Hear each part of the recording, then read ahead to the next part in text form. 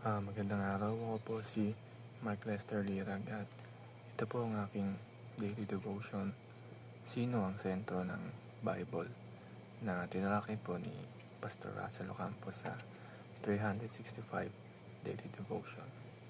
Ang Bible verse po ngayong araw ay galing sa Luke chapter 24 verse 27. Ang sabi po dito ay, "And beginning with Moses and all the prophets, he explained to them what was said in all the scriptures concerning himself." Ang ibig sabihin po ang Biblia ay isang hindi hiwalay-hiwalay na kwento, kundi ito ay iisang kwento lamang. At ito ay isang buo, malinaw at patuloy na kwento ng plano ng Diyos para sa kaligtasan ng tao.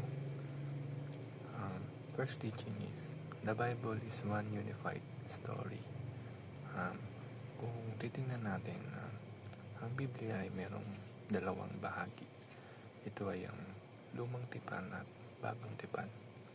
Ngunit kahit na ito ay hati-hati or magkaiwalay, ito ay may isang layunin lamang bawat libro. At ito yung ay ipakita ang plano ng Diyos para sa kaligtasan ng tao. Mula pa kay Adan at Eva, ang kasalanan ay nagdala ng pagkahiwalay ng Diyos. Ngunit pag sinimulan natin ito ang Biblia ay nandito nakalagay ang buong plano ng pagtubos ng Diyos sa atin.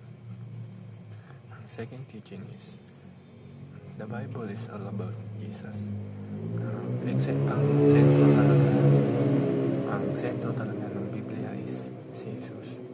At sabi nga sa Luke chapter 24 verse 27 is, ipinaliwanag ni Jesus sa dalawang disipulo sa daan patungong Emmaus na ang lahat ng nakasulat sa kasulatan ay tungkol lamang sa Kanya.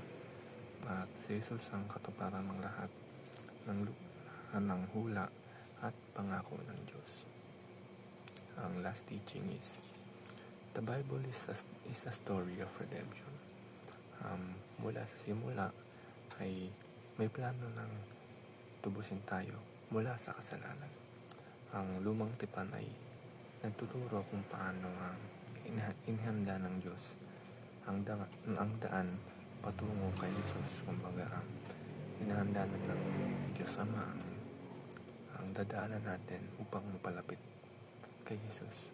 At sa bagong tipan naman ay dito pinapakita na kung paano natupad ang plano ng Diyos sa pamamagitan ng pagsakripisyo ni Jesus sa krus ng Kalbaryo. Ang realization ko sa devotion ngayong araw ay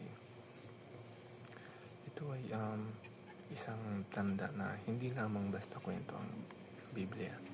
Ito yung isang panyaya na upang makilala natin si Jesus ng buo, si Jesus na tagapagligtas ng mundo. At dito natin may kilala si Jesus ng buong buo. Yun lamang po.